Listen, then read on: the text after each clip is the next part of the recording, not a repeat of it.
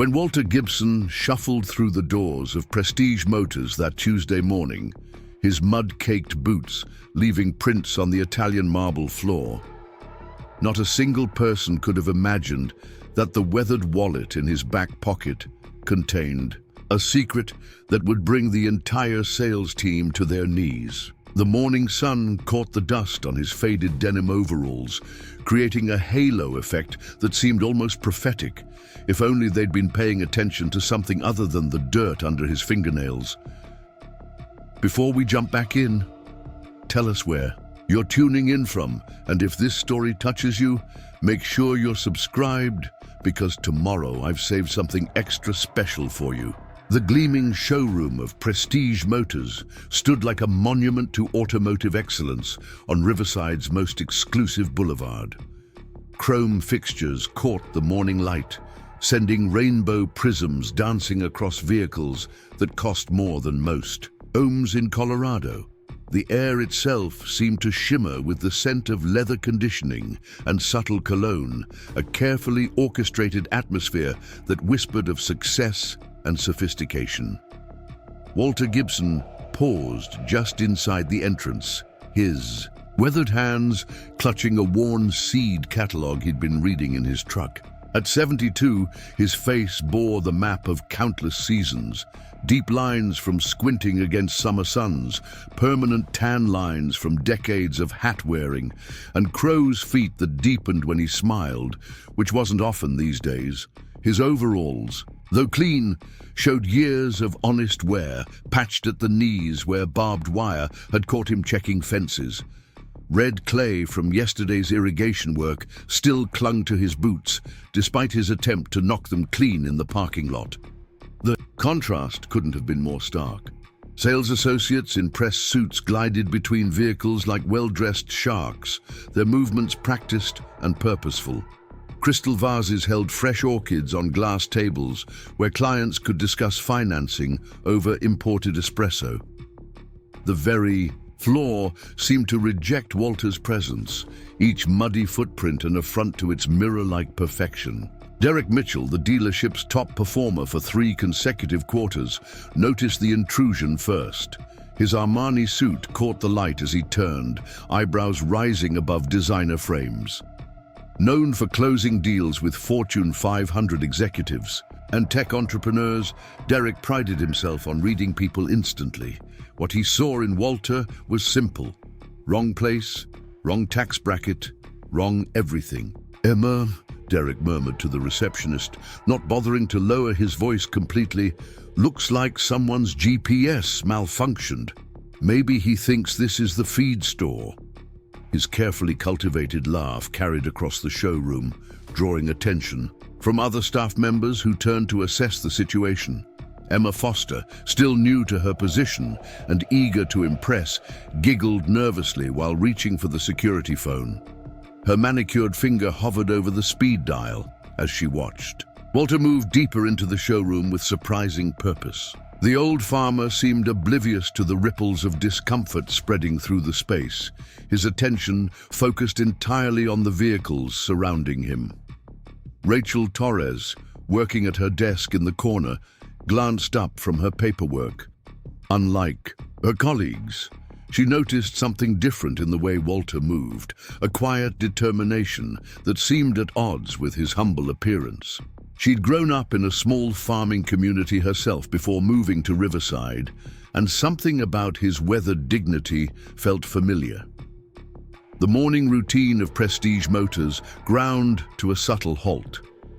Stephanie Chen, the marketing director, emerged from her office to investigate the disruption. Her sharp heels clicked against the marble as she approached Derek, her expression a carefully maintained blend of professionalism and disdain. "Is there a problem here?" she asked, though her tone suggested she already knew the answer. Walter continued his steady progress through the showroom, pausing occasionally to study a vehicle's lines or peer through a window at an interior. His movements were unhurried, deliberate, as if he had all the time in the world. When he finally stopped, it was in front of the dealership's crown jewel, a limited edition Aston Martin DB11 in racing green, one of only 50 made worldwide. The collective intake of breath was almost audible. This particular vehicle wasn't just expensive, it was legendary. Delivered just 2 weeks ago, it had already attracted inquiries from collectors across the country. The paint job alone had taken 6 months to perfect, a custom color that shifted from emerald to midnight depending on the light. Walter stood before it like a man witnessing a sunrise, his calloused hands clasped behind his back. "Sir," Derek's voice cut through the tension, dripping with false politeness, "I believe you might be more comfortable at Henderson's used cars down on 5th Street. They have some practical options that might better suit your needs." He positioned himself between Walter and the Aston Martin, his body language creating an invisible barrier. Walter turned slowly, his blue eyes meeting Derek's with unexpected clarity. "Son, I've been driving practical my whole life. Today I'm looking for something different." His voice carried the gravelly depth of age and experience, each word measured and deliberate.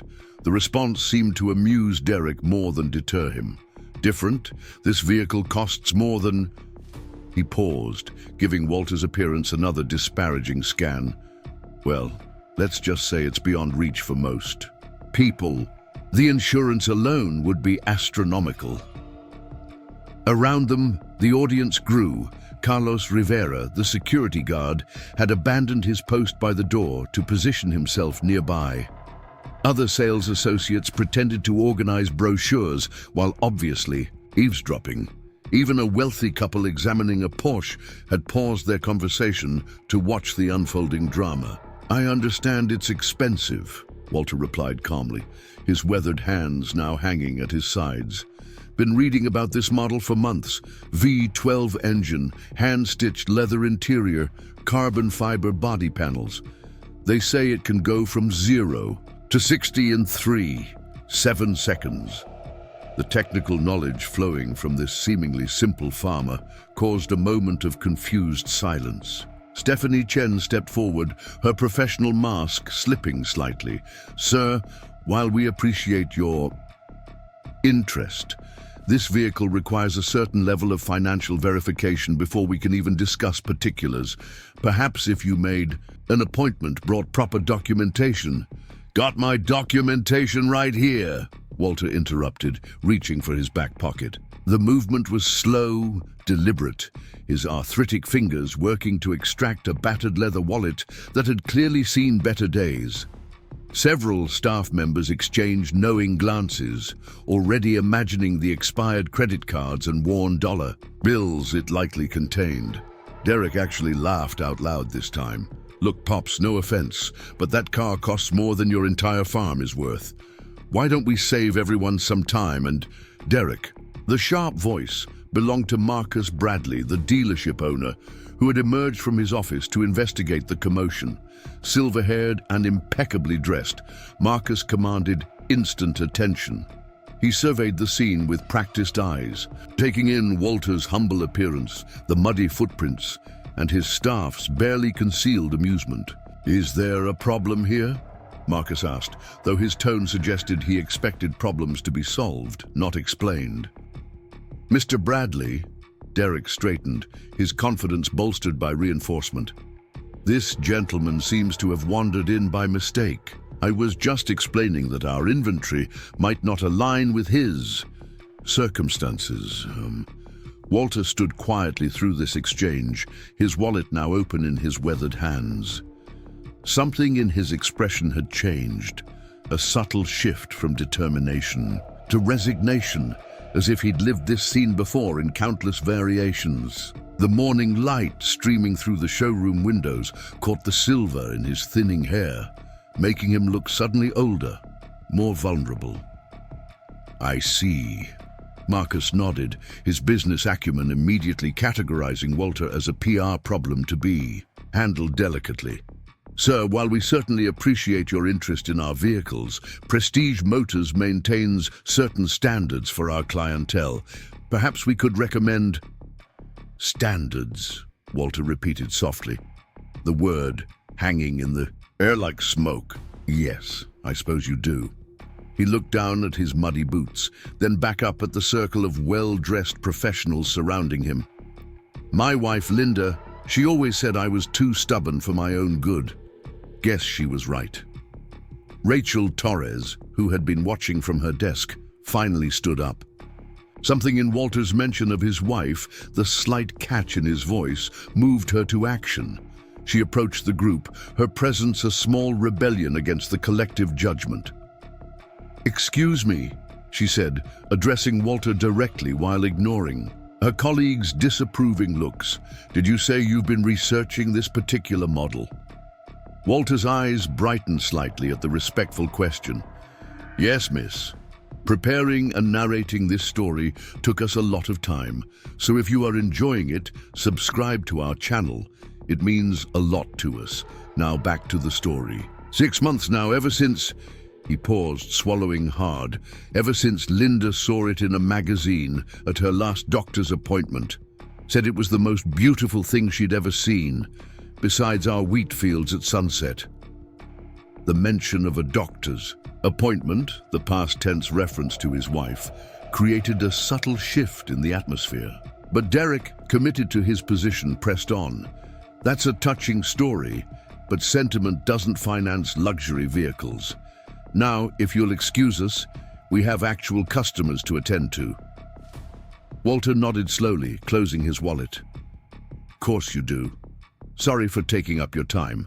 He turned toward the exit, each step careful and measured, as if the weight of humiliation made movement difficult. The seed catalogue he'd been carrying slipped from his back pocket, falling unnoticed to the marble floor. As Walter reached the glass doors, his reflection caught in their surface an old man in work clothes surrounded by the gleaming symbols of a world that had no place for him. Behind him, Derek was already making jokes to his colleagues, miming someone shoveling manure. The laughter that followed was sharp and cruel, echoing off the showroom's high ceiling. But Rachel had noticed the catalogue on the floor. As she bent to retrieve it, a small photograph fell out. A woman with gentle eyes and silver hair standing in a wheat field, the sunset painting everything golden. On the back, in shaky handwriting, "Linda's last summer 2023. The glass doors closed. Behind Walter with a soft whoosh, leaving only his muddy footprints as evidence of his visit. Outside, the Colorado sun climbed higher, indifferent to the small dramas playing out beneath it. The Aston Martin continued to gleam under the showroom lights, unaware that it had just played a part in breaking an old man's heart. But the story was far from over. As Rachel clutched the photograph, staring at the woman's radiant smile, she noticed something else had fallen from the catalogue. A business card, expensive stock, embossed lettering. Her eyes widened as she read the name, then read it again to be sure. Without a word to her colleagues, she rushed toward the doors, her heart pounding with the realization of what they had just done. Meanwhile, Walter Gibson walked slowly across the parking lot toward his battered farm truck, unaware that the ID in his wallet, the one he never got to show, was about to change everything. The morning sun caught the tears on his weathered cheeks, but also illuminated the determined set of his jaw. Linda had always said he was too stubborn for his own good. Today, that stubbornness was about to pay off in ways no one could imagine. The weathered pickup truck's door creaked as Walter Gibson pulled himself into the driver's seat, his movements slow and deliberate. The morning sun cast long shadows across the parking lot of Prestige Motors, where luxury vehicles gleamed like jewels in a display case. Through his rearview mirror, Walter could still see the showroom's glass facade, a world of polish and presumption that had just rejected him like a foreign body expelled from a healthy organism. His calloused hands gripped the steering wheel, knuckles white with a mixture of humiliation and something deeper, a grief that had been his constant companion for the past 8 months. Linda would have laughed at the whole situation. would have patted his arm and said, "Walt, honey, you can't blame them for not seeing past the dirt. Not everyone knows how to spot gold in a riverbed."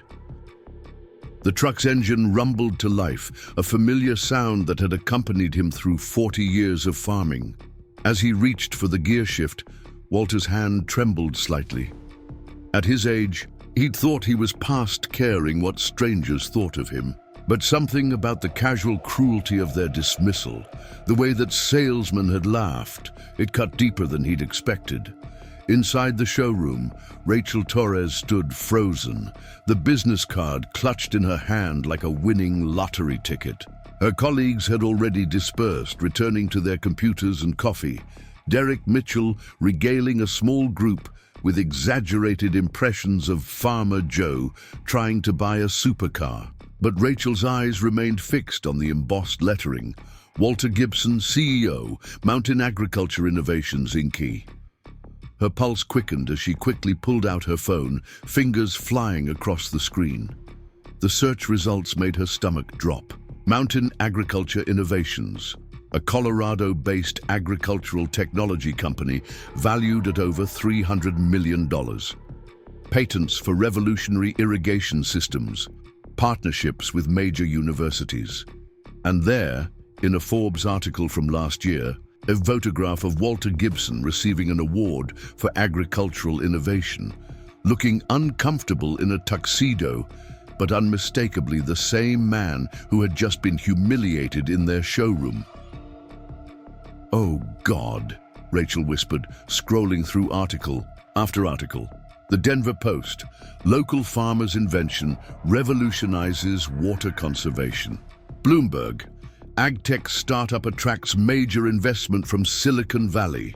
Scientific American, how one man's drought solution could feed millions. But it was the personal profile in Colorado Life magazine that made her heart truly sink. The article, titled "The Millionaire in Muddy Boots," painted a picture of a man who had never forgotten his roots despite his astronomical success. It mentioned his wife Linda, a former teacher who had encouraged him to patent his first invention, and their commitment to living simply despite their wealth. The final paragraph noted that Linda had been diagnosed with pancreatic cancer the previous year. Rachel's hands shook as she looked toward the parking lot, where Walter's truck was just beginning to pull away. Without thinking, she ran toward the doors, her heels clicking frantically against the marble. "Wait!" she called out, pushing through the glass entrance. "Mr. Gibson, please wait!"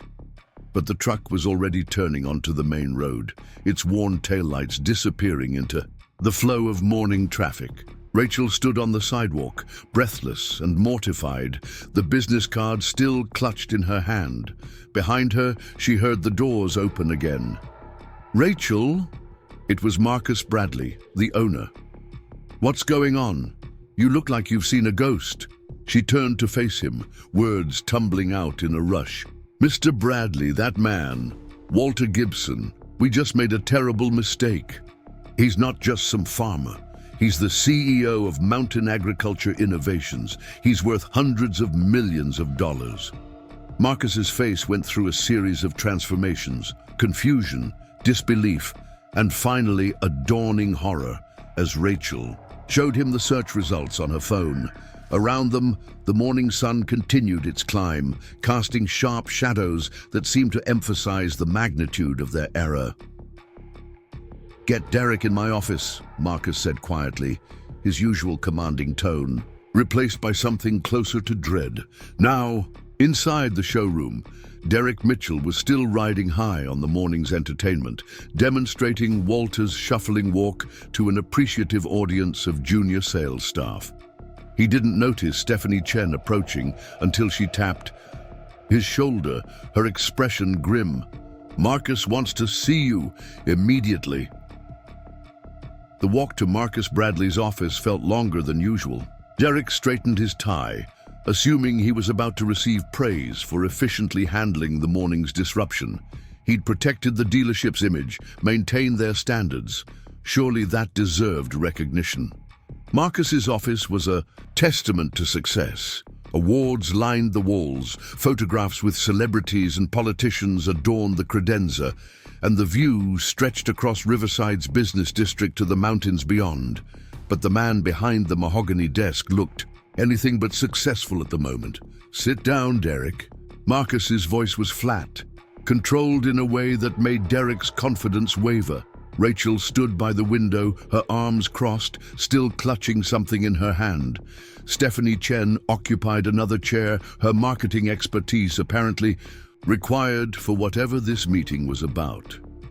"I want you to tell me," Marcus began slowly, "exactly what happened with the gentleman in overalls this morning." Derek relaxed slightly. This was easy. "Oh, that? Just some old farmer who wandered in, probably lost. I handled it professionally, redirected him to more appropriate venues. No harm done." "No harm done," Marcus repeated, his voice dangerously quiet. "Rachel, please share with Derek what you discovered." Rachel stepped forward, laying the business card on the desk. "His name is Walter Gibson. He's the founder and CEO of Mountain Agriculture Innovations. His company is valued at over $300 million. He holds 17 patents for agricultural technology. His irrigation systems are used in 12 countries, and his wife, Linda, whom he mentioned, is dying of cancer." Derek felt the blood drain from his face. His mind raced, replaying every word, every dismissive gesture, every laugh. The technical knowledge about the Aston Martin suddenly made terrible sense. The quiet dignity in the face of humiliation, the sadness when he mentioned his wife. $300 million, Derek whispered, his voice barely audible. "Actually," Stephanie Chen interjected, consulting her tablet, "the latest valuation puts it closer to 350. They just closed a deal with the Department of Agriculture. And there's this." She turned the screen to show a photograph from a charity gala. Walter Gibson, uncomfortable in formal wear, standing next to his elegant wife. The caption read, "Tech innovator Walter Gibson and wife Linda raised $2 million for rural education initiative." Marcus Bradley stood up, walking to the window. The morning sunshine illuminated the parking spaces below, including the spot where Walter's modest truck had been parked. "In 30 years of running this dealership," he said without turning around, "I've prided myself on reading people. On knowing quality when I see it. Today, we didn't just fail to recognize a valuable customer, we failed as human beings." Derek's mouth was dry. His commission records, his sales awards, his entire identity as the dealership's star performer, it all felt meaningless now. "I didn't. How could I have known?" "That's exactly the point," Rachel said, her voice sharp with anger she'd been holding back. "You shouldn't have to know someone's bank balance to treat them with basic respect. He was a human being who walked into our showroom with dignity, and you, treated him like dirt." "The question now," Marcus said, returning to his desk, "is what we're going to do about it." He looked directly at Derek. "Because make no mistake, this isn't just about losing a sale. This is about who we are as a business, as people. That man came here with a dream, probably something to do with his dying wife, and we crushed it." Derek's hands were shaking now, the memory of Walter's face when he'd mentioned standards, the quiet pain in his voice when he'd talked about his wife, the way he'd apologized for taking up their time, it all hit him like physical blows. "I'll resign," Derek said suddenly. "It's the right thing to do." "That's the easy way out," Marcus replied. "And it doesn't fix anything. We need to make this right." Rachel held up the photograph she'd found in the seed catalog. "This fell out of his papers. It's his wife, Linda. Look at the date, last summer, and look what's written on the back." She passed it around. Linda Gibson stood in a wheat field, the golden light making her look almost ethereal despite the obvious signs of illness. Her smile was radiant, peaceful. On the back, in shaky handwriting, "My queen in her kingdom. One more dream to fulfill."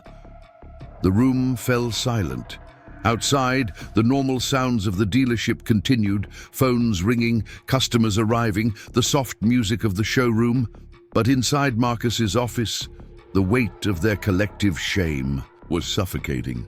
"We need to find him," Stephanie said finally, not just to apologize, but to understand what he wanted. What was the dream? Rachel had been typing on her phone. According to his company website, the Gibson family farm is about 40 minutes from here. It's been in the family for 3 generations. She paused, reading further.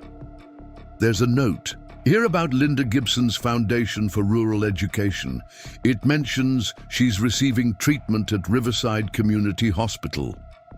Marcus made a decision. "Rachel, Derek, you're coming with me. We're going to the farm. Stephanie, I need you to pull every string we have. Find out everything about that Aston Martin, availability, customization options, delivery time frames, everything." Derek stood up, his legs unsteady.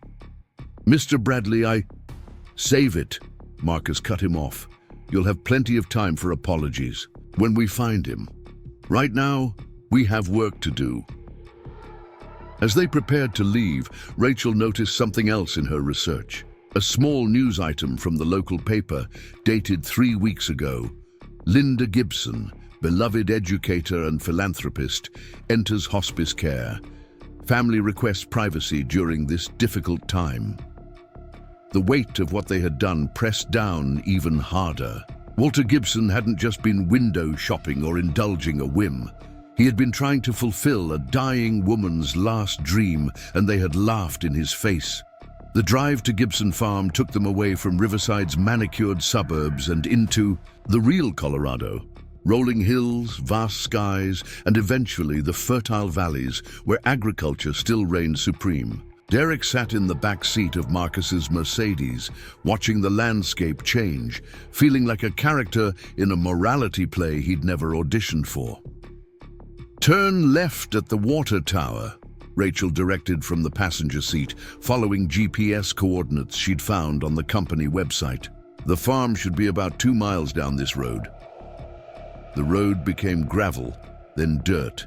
Dust rose behind them in clouds, settling on the Mercedes' pristine black paint. Derek noticed Marcus didn't seem to care. The dealership owner's usual fastidiousness had been replaced by a grim determination that made Derek even more nervous. Finally, they crested a hill and saw it. Gibson Farm spread out below them like a painting. The main house, white with green shutters, sat surrounded by massive oak trees. A red barn dominated the left side of the property, and beyond it, fields of wheat swayed in the morning breeze. It was beautiful in a way that had nothing to do with money and everything to do with generations of care. But it was the vehicles parked in front of the house that made them all pause. Along with Walter's old pickup, there were several luxury cars. A BMW, a Tesla, even a classic Rolls-Royce. As they pulled up, they saw a gathering on the wraparound porch. People in a mix of business suits and casual wear, all maintaining a respectful quiet. A woman in her 50s, bearing a family resemblance to the photo they'd seen, approached their car. Her eyes were red-rimmed, but her manner was composed. "Can I help you?" she asked as Marcus rolled down his window. "We're looking for Walter Gibson," Marcus said gently. "We're from Prestige Motors. There was an incident this morning and we need to speak with him." The woman's expression hardened slightly. "I'm Sarah Gibson Foster, Walter's daughter. My father mentioned his visit to your dealership." The way she said it made it clear he'd shared more than just the fact of his visit. "Please," Rachel leaned across from the passenger seat. "We know we can't undo what happened, but we need to try to make it right. Is he here?" Sarah studied them for a long moment, then sighed. "He's with Mom. It's not a good time. The doctors don't think she has long, maybe a day or 2 at most." Derek felt his shame deepen. While they'd been laughing at Walter's muddy boots, his wife had been counting her last hours. "We'll wait," Marcus said firmly. As long as it takes. What happened this morning?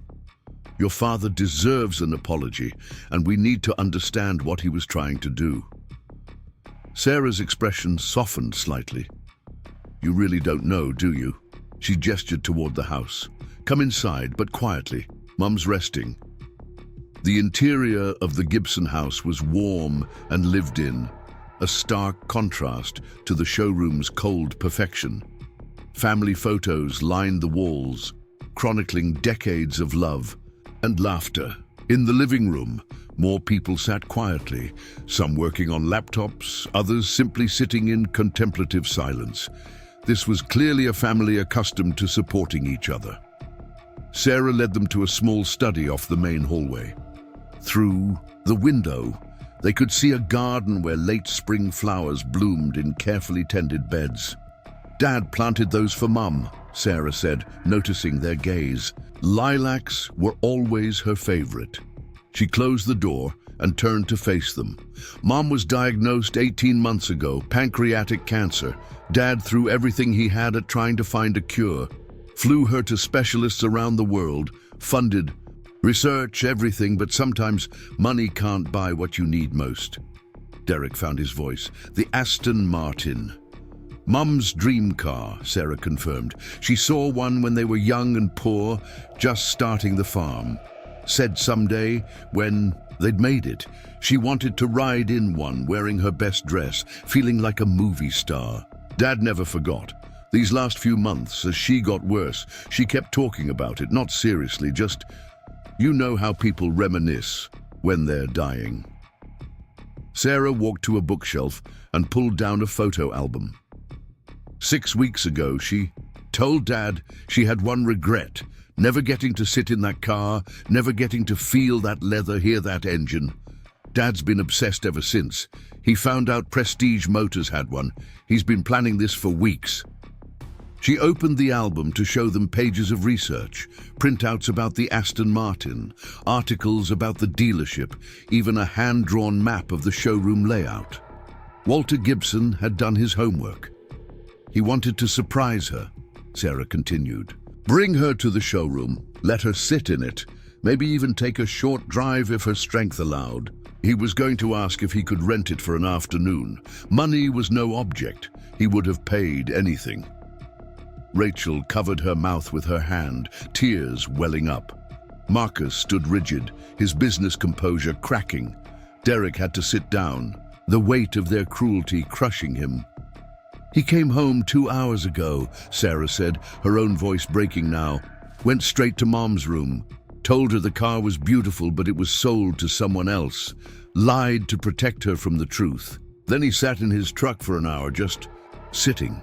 I've never seen him like that.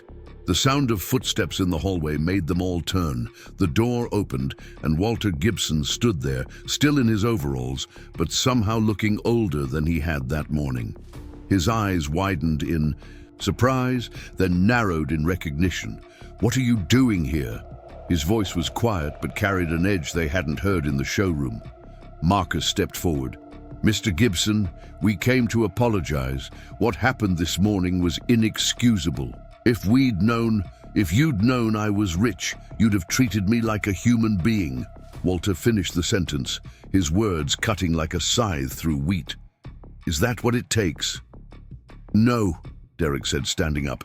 His voice shook, but he forced himself to meet Walter's eyes. There's no excuse. I was cruel and judgmental, and I'm ashamed. Your money doesn't matter. How we treated you was wrong. Period. Walter studied him for a long moment. Some of the hardness left his face, replaced by a deep weariness. Son, I've been poor and I've been rich. The only difference is that when you're rich, people pretend to respect you. At least this morning, you showed me what you really thought. Dad, Sarah said softly, they drove all the way here. Maybe. She was interrupted by another voice from the hallway. Walt, who's there? The voice was weak, but carried a warmth that filled the room.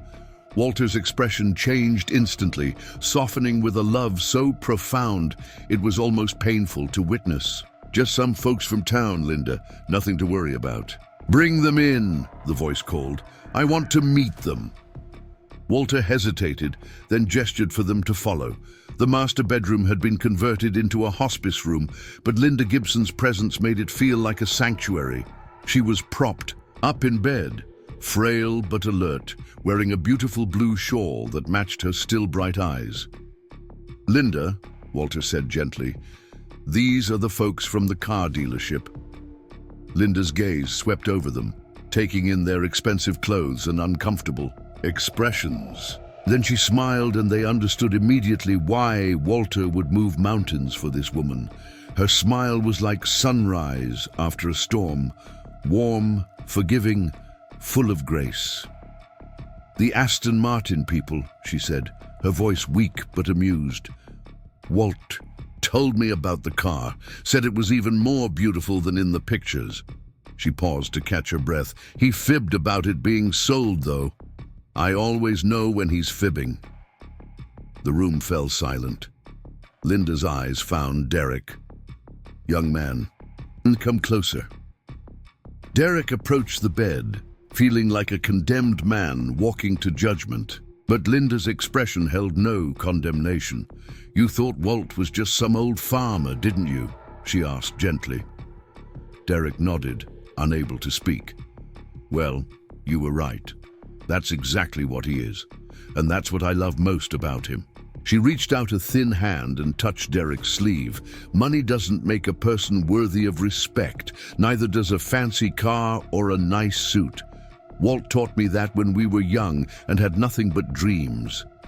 She looked at her husband with such tenderness that everyone in the room felt like intruders on something sacred. "But dreams," Linda continued, her voice growing stronger, "dreams are worth everything, even silly ones about fancy cars." She chuckled softly, then coughed. Walter was immediately at her side with water. When she recovered, she looked at Marcus. "You're the owner." Marcus nodded. "I have a proposition for you," Linda said. "Not about buying the car, about something more important." Rachel stepped forward, pulling out her phone. "Mrs. Gibson, what if we could bring the car here? Today, you could sit in it, we could take pictures." Linda shook her head, smiling. "Sweet girl, I can barely make it to the kitchen these days. No, what I want is different." She looked at each of them in turn. "I want you to learn from this. Really learn." She gestured for Walter to help her sit up straighter. "Walt and I built something beautiful here. Not just the farm or the company, but a life based on treating every person with dignity. We've met presidents and CEOs, movie stars and billionaires. But you know who taught us the most? The migrant workers who helped with harvest, the young couples just starting out, the old-timers at the feed store." Her breathing became labored, and a nurse materialized from the corner of the room. "Mrs. Gibson needs to rest now," she said firmly. As they were ushered out, Linda called after them, "Come back tomorrow, all of you. I have an idea." Back in the study, the atmosphere had changed. The afternoon sun slanted through the windows, casting long shadows across the room. Walter sat heavily in his leather chair, looking every one of his 72 years. "She doesn't have until tomorrow," he said quietly. "The doctors think tonight, maybe early morning." He looked up at them. "But she's stubborn, always has been." Marcus cleared his throat. "Mr. Gibson, about the car." "Forget the car," Walter said. "Linda's right. This isn't about a car anymore." He stood up, walked to the window. "You know what she did when I told her about this morning?" She laughed, said it was just like when we were young, trying to get a loan for our first tractor. Bank manager took one look at our patched clothes and muddy boots and showed us the door. He turned back to them. "That bank manager later became one of my closest friends. Taught me more about business than any MBA program could. Sometimes our worst moments become our best teachers." The sound of tires on gravel announced new arrivals. Through the window, they could see more cars pulling up, some expensive, some modest, all carrying people who had come to say goodbye to Linda Gibson. "Her former students," Walter explained. "Walter, She taught fifth grade for 30 years before we had money, still getting Christmas cards from kids she taught in the 70s. Derek watched the gathering crowd, noticing how they all seemed to know each other, how naturally they came together in grief and celebration. This was community, real community, something no amount of money could buy. "We'll go," Marcus said, "but we'll be back tomorrow if she'll have us." Walter nodded. "She will. Linda never turns anyone away, even people who've hurt us." He looked directly at Derek. "That's what grace looks like, son. Remember that." As they left the Gibson farm, the sun was beginning to set, painting the wheat fields gold and amber. Rachel drove this time, Marcus in the passenger seat, Derek alone in the back with his thoughts. The drive back to Riverside was quiet, each of them processing what they'd witnessed.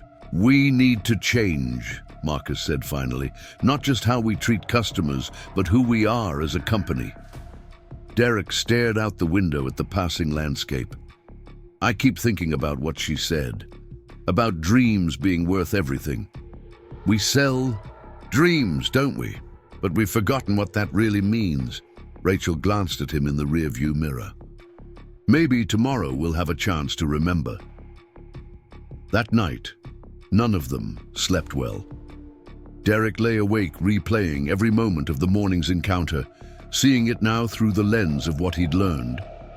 The way Walter had studied the car, with such intensity, the quiet dignity with which he'd accepted their rejection, the love that had driven him to humiliate himself for his dying wife's dream. At 3:47 a.m., Derek's phone buzzed. A text from Rachel. "Sarah Gibson just called. Linda is asking for us. She's holding on."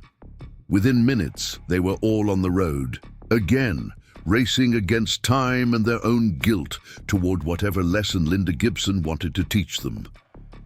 The stars were still bright in the pre-dawn sky as they turned down the gravel road to the farm, and somehow, despite everything, Derek felt a flicker of hope. Maybe redemption was possible after all. Maybe Linda Gibson, in her final hours, would show them how to transform shame into something worthwhile. The Gibson farmhouse was lit up like a beacon in the pre-dawn darkness, every window glowing with warm light. Cars lined the driveway and spilled onto the lawn, a testament to the lives Linda had touched. As they parked, they could hear soft music drifting from the house, a hymn played on piano. Sarah met them at the door, her eyes red but alert. "She's been waiting for you," she said simply. "She has something planned, though none of us know what." The house was full but quiet, people speaking in hushed tones, some praying, others simply sitting in contemplative silence. They were led once, again to Linda's room, where the atmosphere had changed dramatically from their afternoon visit. Linda was sitting up, supported by pillows, wearing a beautiful blue dress that matched her eyes. Her hair had been styled, and despite her frailty, she radiated a kind of fierce energy. Walter sat beside her, holding her hand, his face a mixture of wonder and worry. "You came," Linda said, her voice stronger than before. "Good. We have work to do." She gestured to chairs that had been arranged around her bed. "Sit, all of you." As they took their seats, Linda studied each of them carefully. "I've been thinking about dreams," she began. "About how we chase them, how we judge who deserves them, how we sometimes crush them without meaning to." She paused to sip water, Walter immediately at her elbow to help. "When I was a little girl, I dreamed of being a dancer. My family was poor, couldn't afford lessons. The dance teacher in town, Mrs. Henderson, took one look at my patched dress and worn shoes and said I wasn't suitable for her studio." Linda's eyes found Derek. "Sound familiar?" Derek nodded, unable to speak. "Years later," Linda continued, "I became a teacher, and you know what I did? I made sure every child in my class got to dance, didn't matter what they wore or where they came from, because dreams don't care about your clothes or your bank account." She gestured to Walter. who pulled out a folder from the bedside table. Which brings me to my proposition. Walt, show them. Walter opened the folder, revealing architectural drawings and plans. Linda's last project, he explained, a driving experience center for underprivileged kids. Real cars, real training, but also mentorship, education, inspiration. The drawings showed a beautiful facility with classrooms, a test track, and garage spaces. It was ambitious, clearly expensive, but thoughtfully designed. "We have the money," Linda said. "We have the land. What we need are partners who understand what it means to open doors instead of closing them." She looked directly at Marcus. Interested, Marcus leaned forward, studying the plans. "This is incredible. But why us? After what happened?" "Because of what happened," Linda interrupted. "You can't teach what you haven't learned. And today you learned something important." She smiled at Derek. "Didn't you?" Derek found his voice. "I learned that I've been in the business of selling dreams while forgetting what dreams really mean. They're not about price tags or status symbols. They're about hope, possibility, the belief that tomorrow can be better than today." Linda nodded approvingly. "Exactly. So here's what I propose. Prestige Motors partners with us on this project. You provide expertise, connections, maybe even some vehicles. But more importantly, you bring your story. You teach these kids not just about cars, but about dignity, respect, and the danger of judging books by their covers." She paused, her energy clearly flagging. Walter moved to suggest she rest, but she waved him off. "One more thing, the Aston Martin." Everyone tensed, waiting. "I don't need to sit in it," Linda said softly. "That was Walt's dream for me, not mine. My dream was simpler. I wanted to see him happy, see him proud, see him treated with the respect he deserves. And you know what? In a strange way, I got that dream. Because now you see him, really see him." Tears were flowing freely now. From Rachel, from Sarah, even from Marcus. Derek felt his own eyes burning. "But," Linda continued with a mischievous smile, "I do have one request. That car needs a story worthy of its beauty. So here's what you're going to do. You're going to use it as the centerpiece of a new program at your dealership. Once a month, you're going to give someone who could never afford it the chance to drive that car. Someone who's working hard, dreaming big, but maybe wearing muddy boots or patched clothes. You're going to treat them like royalty, and you're going to remember that every person who walks through your doors has a story, a dream, a dignity that deserves respect." The room was silent, except for the soft beeping of medical equipment and the pre-dawn birds beginning to sing outside. "Will you do that for me?" Linda asked, her voice finally showing fatigue. "Will you turn this ugly moment into something beautiful?" Marcus stood up, moved to the bedside, and gently took Linda's hand. "Mrs. Gibson, it would be an honor. We'll call it Linda's Drive." "Linda's Dream," she corrected softly. "Because it's not about the drive, it's about believing you deserve to take it." The first rays of sunrise were beginning to paint the sky pink and gold outside the windows. Linda turned to look at the growing light, her face peaceful. "Walt, remember our first sunrise together in the wheat field behind the old barn?" Walter's voice was thick with emotion, like it was yesterday, love. She squeezed his hand, then looked around the room one more time.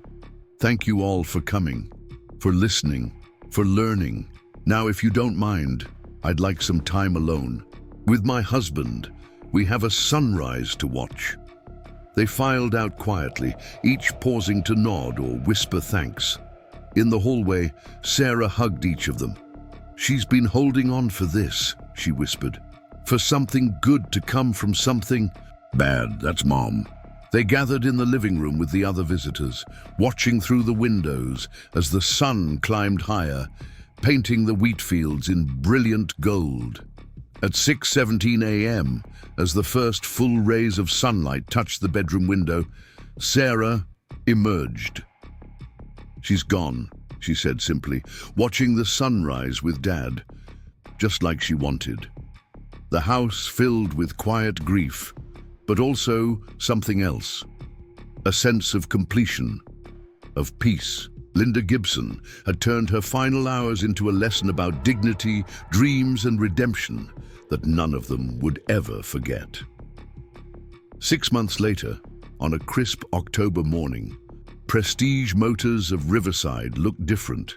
The same luxury cars still gleamed in the showroom, but something fundamental had changed. A new sign hung by the entrance, "Home of Linda's Dream, where every dream matters." Derek Mitchell stood by the Aston Martin, but his posture was different now. Gone was the arrogance, replaced by something warmer, more authentic. He was training a new sales associate, Marie, who had just joined from a community college program. "Remember," he was saying, "we're not just selling cars, we're honoring dreams. That person in work clothes might be saving for their child's college. That elderly couple might be celebrating 50 years of marriage. Everyone has a story." The dubda chimed and Walter Gibson walked in. He came by regularly now, not as a customer but as a partner and friend. His overalls were as worn as ever, his boots still carried traces of farm soil, but now every employee greeted him with genuine warmth and respect. "Morning, Walt," Derek called out. "Ready for today's dream drive?" Walter nodded, his eyes twinkling. Today's recipient was Maria Hernandez, a night shift nurse who had spent 20 years caring for others while raising 3 children alone. She'd never driven anything more luxurious than her 10-year-old Honda, but today she would experience the Aston Martin, complete with a professional photo shoot to commemorate the occasion. When Maria arrived, nervous and excited in her best dress, the entire staff lined up to greet her. No one mentioned her worn shoes or the careful mending visible on her handbag. They saw only her dignity, her worth, her dreams. As Derek handed her the keys, he caught Walter's eye. The old farmer nodded approvingly. In that moment, Derek remembered Linda's words from that final morning. "You can't teach what you haven't learned." He had learned. They all had. And Linda's dream lived on, not in the leather seats or purring engine of a luxury car, but in the transformation of hearts and minds, in the recognition that every person who walks through life carries dreams, worthy of respect. The Aston Martin purred to life, Maria's face glowing with joy as she adjusted the mirrors. As she pulled out of the dealership, Walter and Derek stood side by side, watching. "Linda would have loved this," Walter said quietly. "She does love it," Derek replied without thinking, then caught himself. Walter just smiled. "You know, son, I believe you're right." Above them, the October sun climbed higher in the Colorado sky, casting its light equally on luxury cars and muddy boots, on dreams deferred and dreams fulfilled, on a world made a little bit better by one woman's final lesson in grace. The morning fog settled over the Gibson farm like a memory, soft and persistent. 3 years had passed since Linda's sunrise farewell, and the October air carried the same crispness it had on that day when everything changed. Walter Gibson stood on his porch, coffee mug in hand, watching the sun slowly burn through the mist. The wheat fields stretched before him, golden and ready for harvest, just as they had been for generations of Gibsons. But today was different. Today marked the grand opening of the Linda Gibson Center for Dreams and Discovery, the sprawling complex that had risen from what was once the farm's south pasture. The morning light caught the glass and steel of the main building, a modern structure that somehow harmonized perfectly with the rural landscape around it. Walter's phone buzzed in his pocket. A text from Derek Mitchell. "Everything's ready. The kids arrive at 9. You sure you want to do this?" Walter smiled, typing back, "Linda was sure. That's enough for me." The transformation of Derek Mitchell had been one of the most remarkable outcomes of that fateful morning at Prestige Motors. The former luxury car salesman had left his position 6 months after Linda's passing, dedicating himself full-time to making her vision reality. He'd moved to Riverside, traded his designer suits for more practical attire, and discovered a talent for connecting with young people that surprised everyone, including himself. As Walter drove the familiar route into town, his truck now joined by a small fleet of vehicles heading to the center, he reflected on the journey. The Aston Martin that had started it all was already there, polished and gleaming, ready to serve as the cornerstone of Linda's dream program, but it was no longer alone.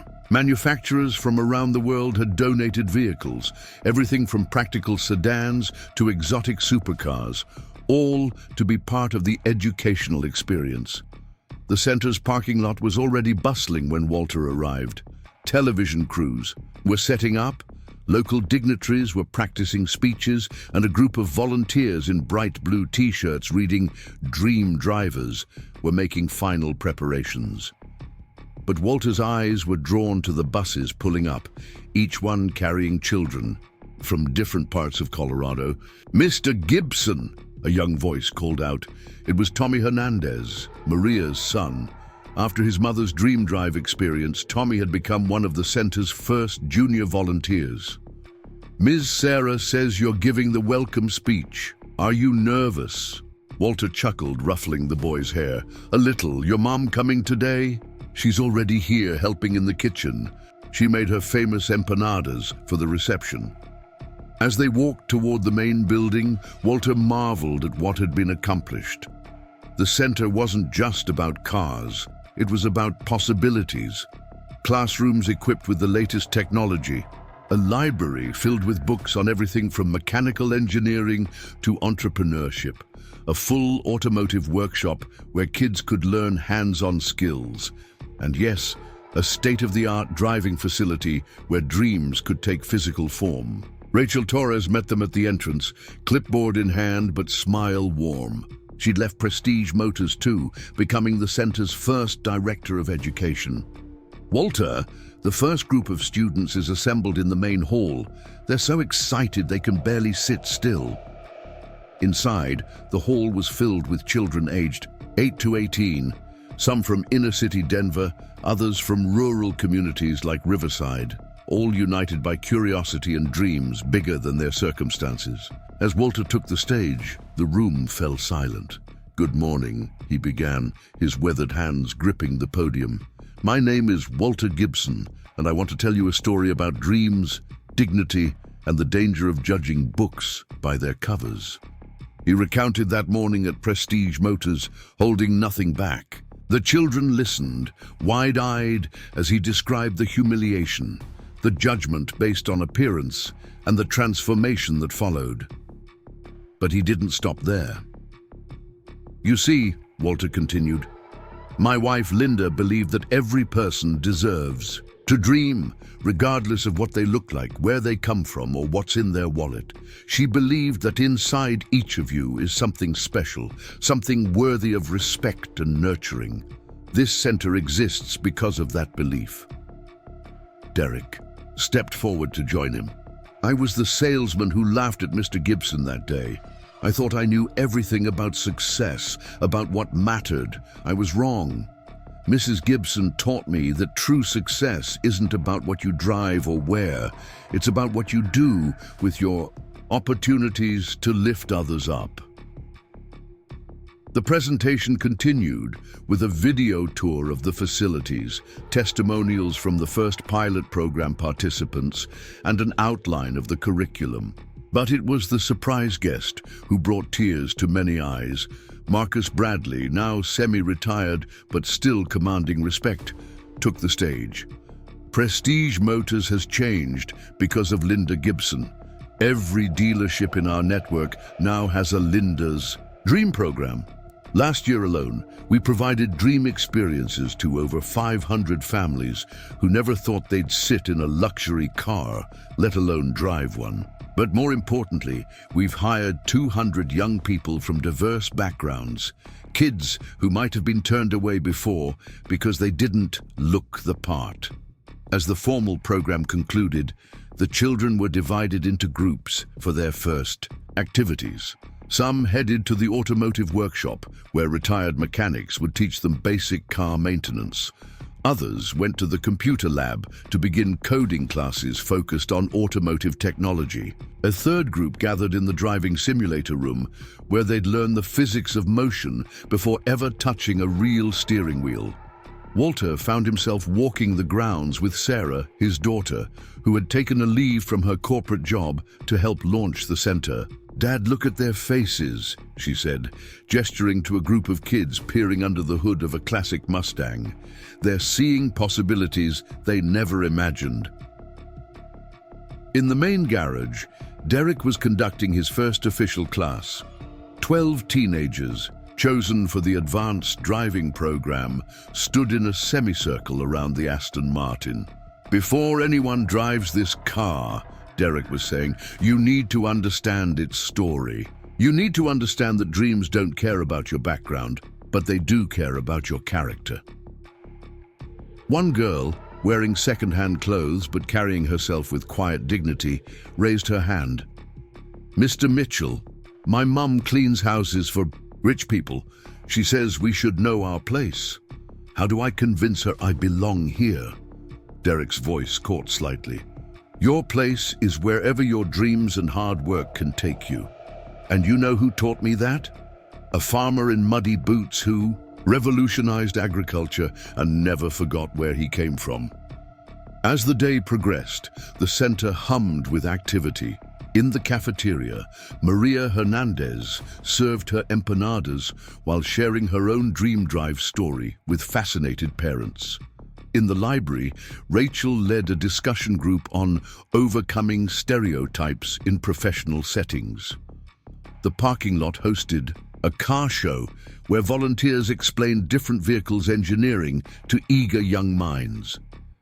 But it was in the memorial garden that the day's most poignant moment occurred. As the sun reached its zenith, everyone gathered around a simple stone bench inscribed with Linda's words, "Dreams don't expire, they transform." Walter spoke softly to the assembled crowd. "Linda used to say that education isn't about filling buckets, it's about lighting fires.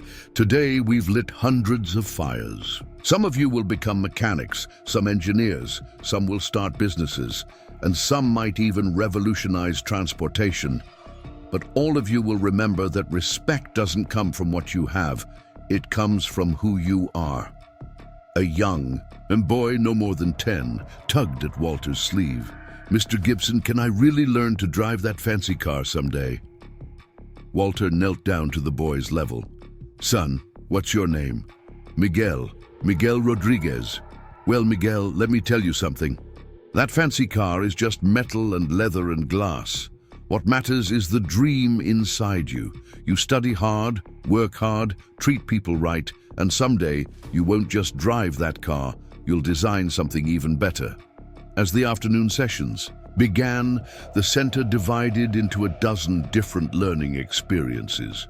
In the business classroom, students learned about automotive entrepreneurship from successful shop owners who had started with nothing.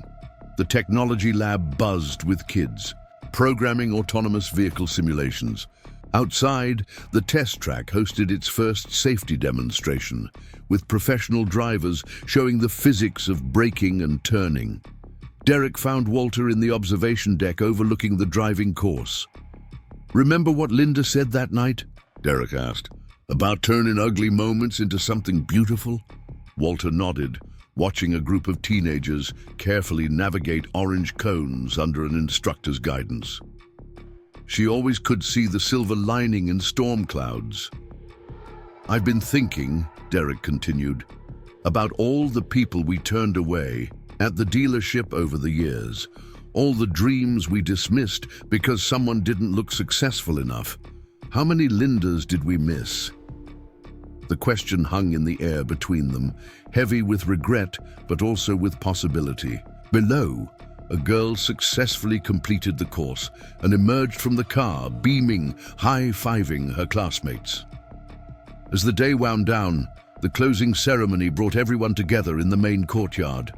The October sun painted everything golden, reminiscent of Linda's beloved wheat fields. Students shared what they'd learned, parents wiped away tears of pride, and the media captured moments that would make the evening news across Colorado. Marcus Bradley approached the podium for the final speech. When I started in this business 40 years ago, I thought I knew what success looked like.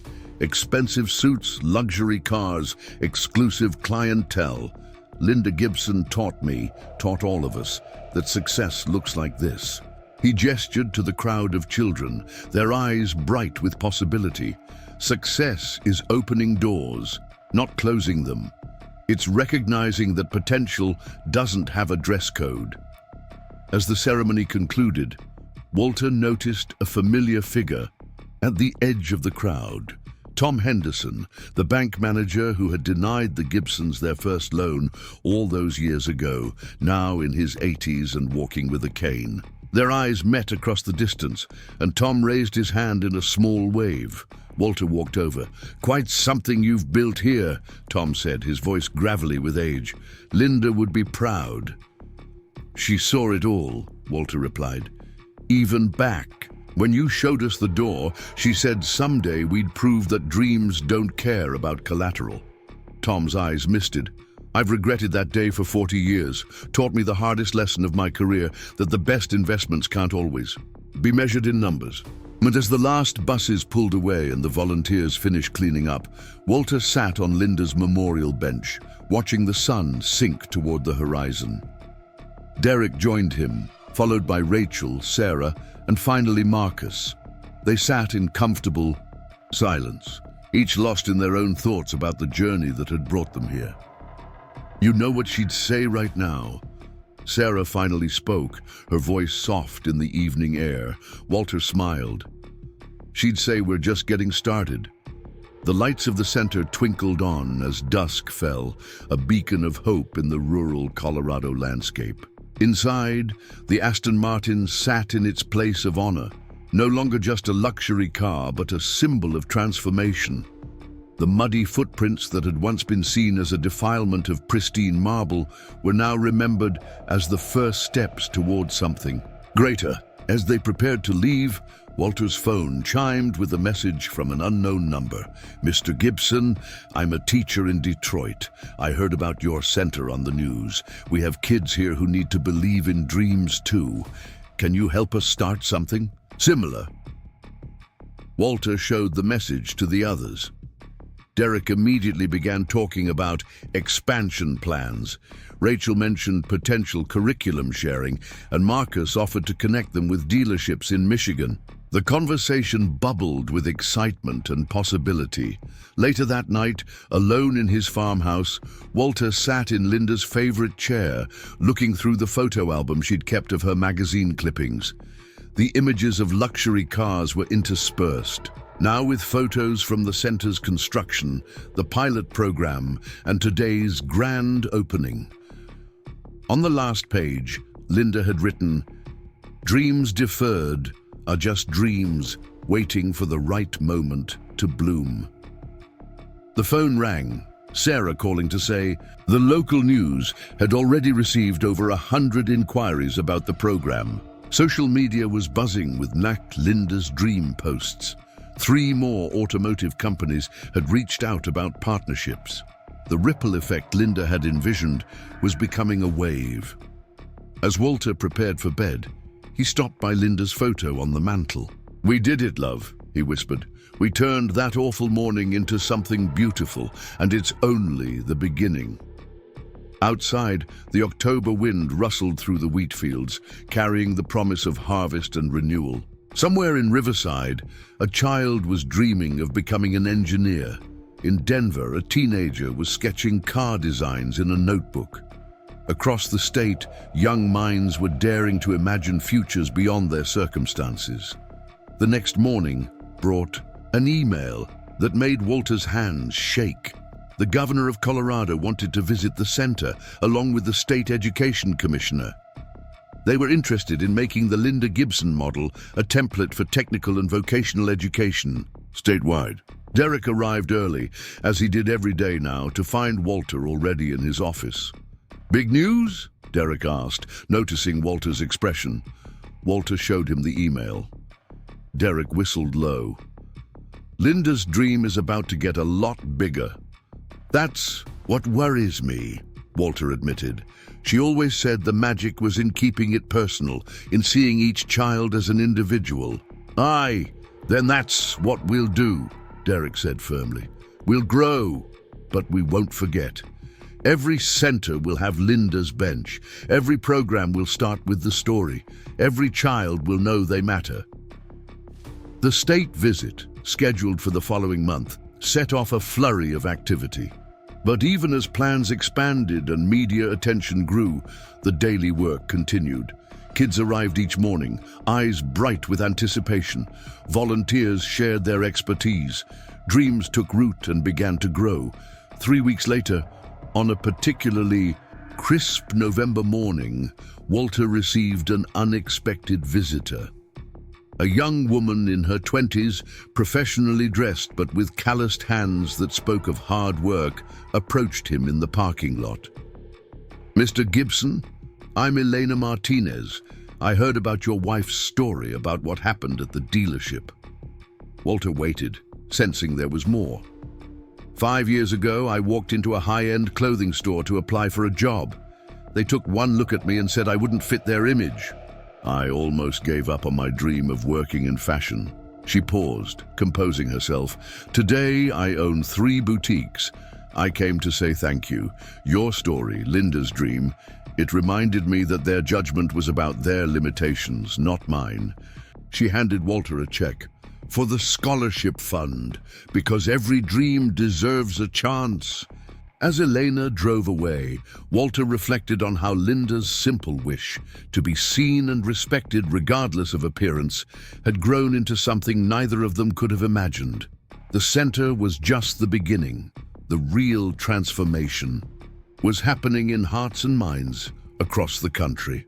That afternoon, during the advanced driving class, a 16-year-old named David asked to speak with Derek privately. "Mr. Mitchell, I need to tell you something. My dad, he was one of the other salesmen at Prestige Motors that day. He's never forgiven himself for laughing at Mr. Gibson." Derek felt his chest tighten. "What's your father's name?" "Robert." "Jen, he left sales after you did, started teaching at the community college. Says he wants to make amends." That evening, Derek called Robert.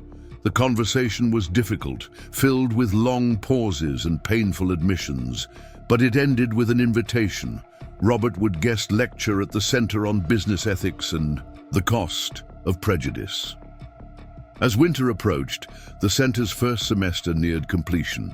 The showcase event would feature student projects, driving demonstrations, and testimonials from participants. But the surprise announcement would be the establishment of satellite centers in 5 other states, all funded by a coalition of automotive industry leaders who had been moved by Linda's story.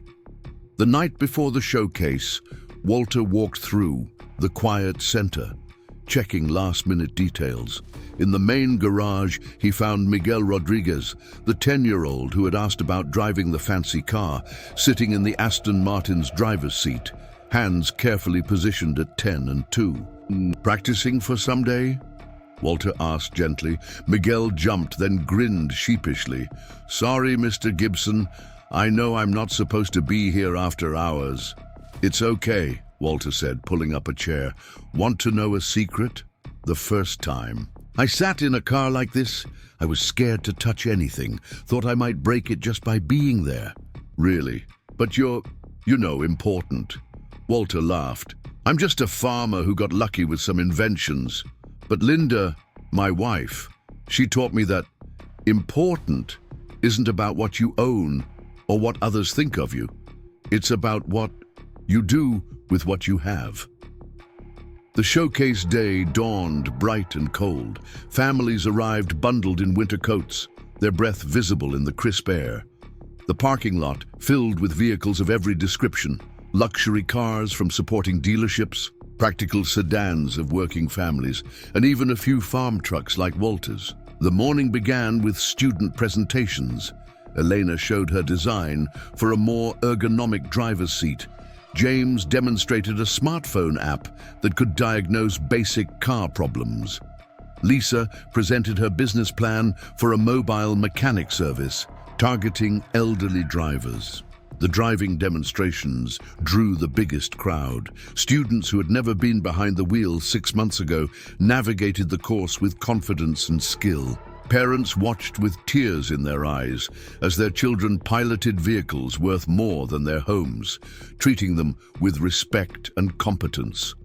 The surprise guest was the governor himself, arriving with minimal fanfare but maximum impact. His speech was brief but powerful. Colorado will invest $50 million over 5 years to replicate this model statewide. Because Linda Gibson was right. Dreams don't care about zip codes. But the day's most emotional moment came during the final ceremony. Derek took the microphone, his voice steady but filled with emotion. I need to share something. This morning, I received a letter from a woman in Texas. She was at Prestige Motors the day Mr. Gibson visited. She was the customer who left because she didn't want to shop where people like that were allowed. She's been haunted by her behavior ever since. She's donating $100,000 to the center and asks only that we use it to teach others what she learned. Too late. That dignity has no price tag. As the formal program ended, the center transformed into a celebration. Music played, food was shared, and stories were exchanged.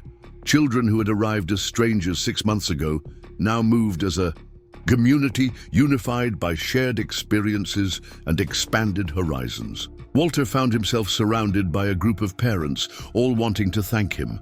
Maria Hernandez spoke for many when she said, "My Tommy used to think college was for other people. Now he's planning to study engineering. You didn't just build a center, you built a bridge to futures we couldn't imagine." As the sun began to set, casting long shadows across the center's grounds, Derek and Walter stood by Linda's bench one more time. The Aston Martin was visible through the garage windows, its racing green paint catching the fading light. "Think we're doing it right?" Derek asked, living up to her vision. Walter considered the question, watching families stream toward the parking lot, children chattering excitedly about what they'd learned and what they'd do next. "Linda believed in ripples," he said finally. "Drop a stone in a pond, and the ripples spread far beyond where you can see. We dropped our stone. Now we trust the ripples." That night, as Walter drove home to the farm, his phone buzzed with message after message. Parents sharing their children's excitement, teachers interested in the curriculum, business leaders wanting to support expansion, and one that made him pull over to read again. "Mr. Gibson, I'm the former owner of that dance," Studio Linda mentioned, the one that turned her away as a child. "I'm 89 now, and I've lived with that regret for decades. Please accept my family's donation to ensure no child is ever turned away from their dreams again." Margaret Henderson. The winter stars were brilliant above the farm as Walter finally reached home. He sat in his truck for a moment, looking at the house where he and Linda had built their life, where dreams had been nurtured even when the world said they were impossible. Inside, on his desk, he found a package from Derek. Opening it, he discovered a framed photo from the showcase. Walter surrounded by children, all of them laughing, with the Aston Martin in the background. The inscription read, "Dreams don't expire, they multiply." Linda's legacy lives on. As Walter prepared for bed, he felt Linda's presence strongly, as he often did in quiet moments. The empty chair by the fireplace, her gardening gloves still on the windowsill, the indent on her side of the bed, all reminders of a love that had transformed not just their lives, but countless others. The next morning brought news that would have made Linda dance with joy. The Detroit teacher who had reached out was flying in with a delegation of educators. 3 major automotive manufacturers were creating internship programs specifically for center graduates.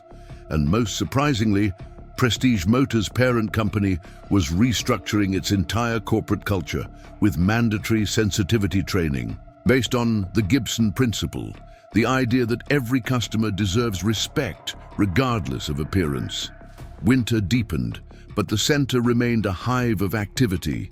The first group of students was nearing graduation, and plans were already underway for their placement in apprenticeships, colleges, and training programs. Miguel Rodriguez, the boy who had asked about driving the fancy car, had become the center's unofficial ambassador, giving tours to visitors with a confidence that belied his age.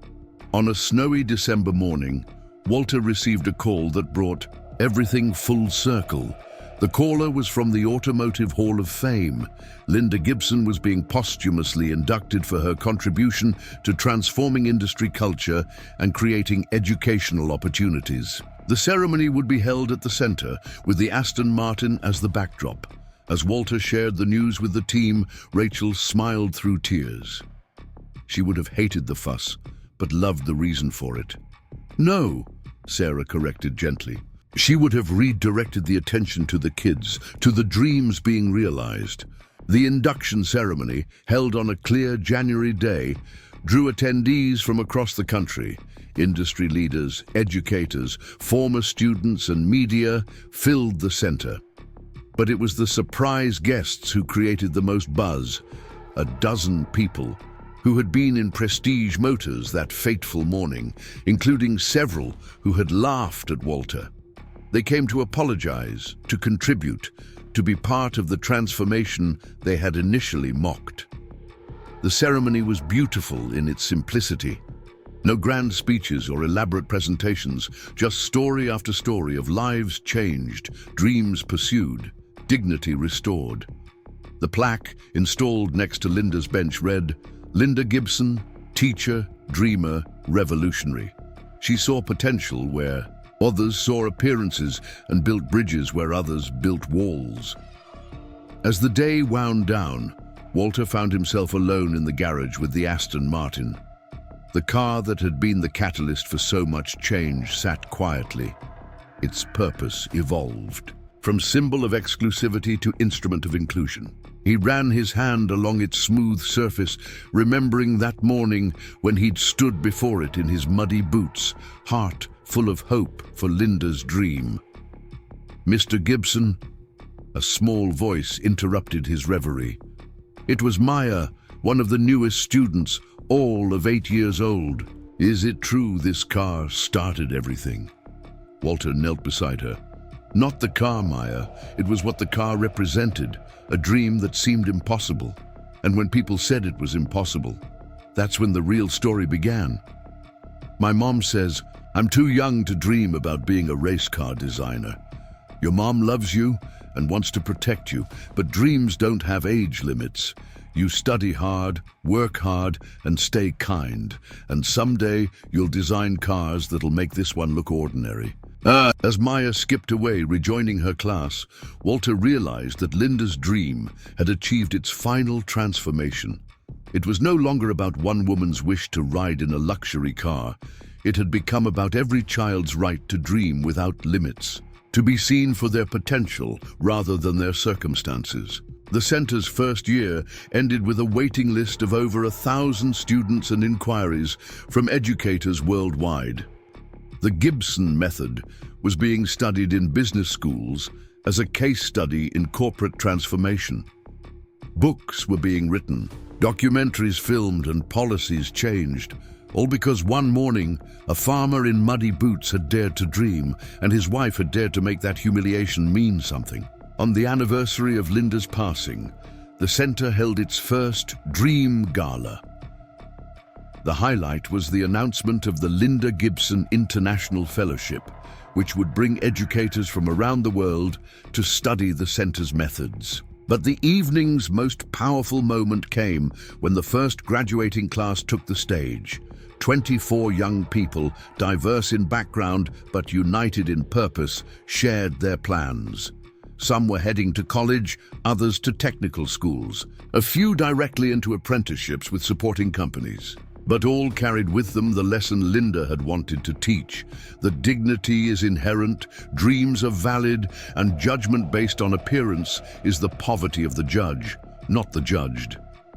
Derek had prepared a speech but abandoned it when he saw Walter's face as the students spoke. Instead, he simply said, "A year ago, I thought success was about what you could afford. These kids taught me it's about what you can afford to give others." Linda Gibson knew that all along. The gala raised over $1 million for expansion, but more importantly, it cemented the center's place in the national conversation about education and equality. Media coverage sparked debates about corporate culture, educational access, and the persistent prejudices that Linda's story had exposed. As spring returned to Colorado, bringing with it the promise of new growth, the center prepared for its second year. Applications had tripled, partnerships had multiplied, and the waiting list grew daily. But amid the expansion, the core mission remained intimate and personal. Walter insisted on interviewing each potential student himself, looking for that spark Linda would have recognized. The dreamer hiding behind circumstance, the potential waiting for permission to bloom. He found it in the girl whose father collected cans for recycling, in the boy who translated for his immigrant parents, in the teenager who'd been told vocational school was her only option. One morning, as Walter worked in his office, Derek burst in with news that made them both laugh and cry. Rolls-Royce wants to donate a new Phantom to the center. They say Linda's story has changed how they approach customer relations globally. They're calling it the Linda Gibson Memorial Edition. But it was the letter that arrived that afternoon that truly closed the circle.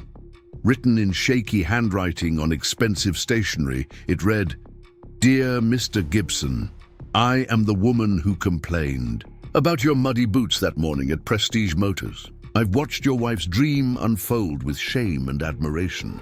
Please accept my family's endowment to fund scholarships for rural students.